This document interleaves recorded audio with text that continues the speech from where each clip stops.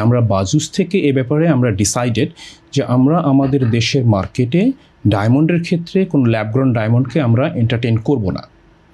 যদিও এই ল্যাবগ্রন ডায়মন্ড বাইরের দেশে বিভিন্ন ক্ষেত্রে এটা পপুলার বিকজ অফ প্রাইস এবং অন্যান্য ক্ষেত্রে, কিন্তু যেহেতু আমরা আমাদের দেশে ডায়মন্ড সেক্টরটাকে আস্তে আস্তে এটাকে ধীরে ধীরে এক্সপ্লোর করতে চাচ্ছি, তো এই জন্য আমরা ডিসাইডেড যে আমরা এখানে কোনো ল্যাবগ্রন ডায়মন্ড বলেন, এইচপিএইচটি বলেন, দে অল আর ল্যাবগ্রন ডায়মন্ডস, এগুলোকে আমরা এন্টারটেইন করব না। আমরা যেটা এন্টারটেইন করব, আমরা যেটাকে নিয়ে কাজ করব সেটা হচ্ছে শুধুমাত্র ন্যাচারাল ডায়মন্ড।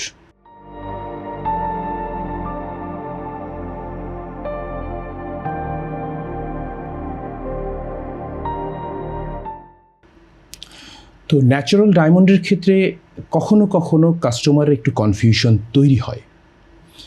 কারণটা হচ্ছে গোল্ডকে যেভাবে জাজ করা যায় খুব ইজিলি, আমরা গত এতগুলো বছর ধরে গোল্ডকে হলমার্কের প্রসেসের মাধ্যমে, টেস্টিং প্রসেসের মাধ্যমে যেভাবে খুব ইজিলি 18 ক্যারেট, 21 ক্যারেট, 22 ক্যারেট জাজ করছি, ডায়মন্ডকে জাজ করা তার চাইতে অনেক বেশি টাফ।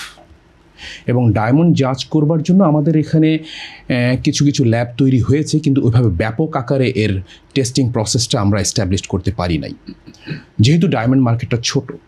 তো এখন আমাদের এই অ্যাসোসিয়েশনের প্রেজেন্ট যে কমিটি আছেন, তো খুব চেষ্টা করছি আমরা এই কমিটি থেকে যে কীভাবে ডায়মন্ডটাকে খুব দ্রুত আবারও পপুলার করা যায়। মানুষের মধ্যে যে কনফিউশন আছে ডায়মন্ড নিয়ে, এই কনফিউশনটা থেকে বের হয়ে আসা যায়। একটা জিনিস আমি আপনাকে পরিষ্কারভাবে বলি যে আমরা ডিসাইডেড যে বাংলাদেশ মার্কেটে আমরা কোনো ল্যাবগ্রন ডায়মন্ড, এইচপিএইচটি বা এরকম কোনো ডায়মন্ডকে আমরা এন্ট্রি দিব না। আমরা শুধুমাত্র ন্যাচারাল ডায়মন্ডকেই আমরা এখানে কনফার্ম করব।